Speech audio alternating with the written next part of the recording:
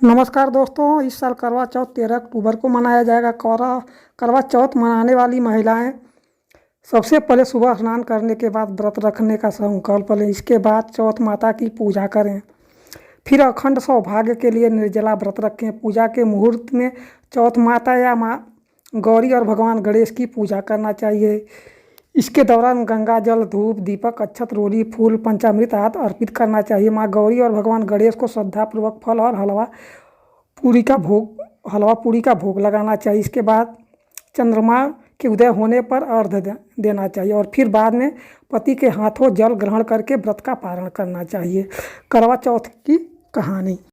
एक साहूकार के 7 लड़के और एक लड़की थी। सेठानी सहित उसके सभी बहुओं और बेटी ने करवा चौथ का व्रत रखा। रात को साहूकार के लड़के भोजन करने लगे। उन्होंने अपनी बहन से भोजन करने के लिए कहा। इस पर बहन ने बताया कि उसका आज व्रत है और वह खाना चंद्रमा को अर्घ्य देकर ही खाएगी। सबसे छोटे भाई को अपनी बहन की भूखा हालत देखी नहीं जाती है। वह क्या करता है कि दूर पेड़ पर एक दीपक जला करके चलनी की ओर में वह रख देता है। दूर से देखने में ऐसा लगता है कि जैसे चांद निकल आया हो।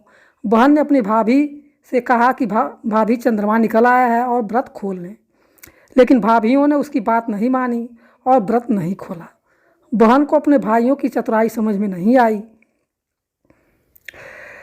उसे देख करके वह अर्घ्य दे करके बहन भोजन करने लगती है।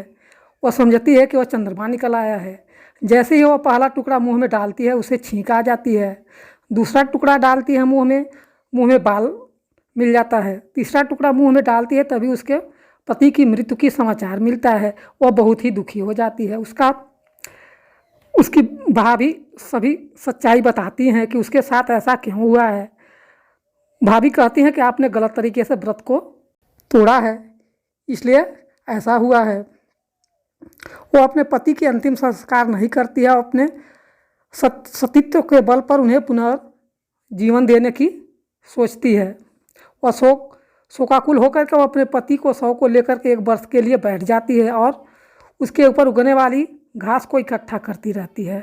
उसने पूरे साल चतुर्थी को व्रत किया और अगले साल कार्तिक कृष्ण चतुर्थी को फिर से आने पर उसने पूरे विधि विधान से करवा चौथ का व्रत रखा, जिसके बाद करवा माता और गणेश जी के आशीर्वाद से उसका पति पुनः जीवित हो जाता है। अगर आपको जानकारी अच्छी लगी तो चैनल को सब्सक्राइब और वीडियो को लाइक ज़रूर करें।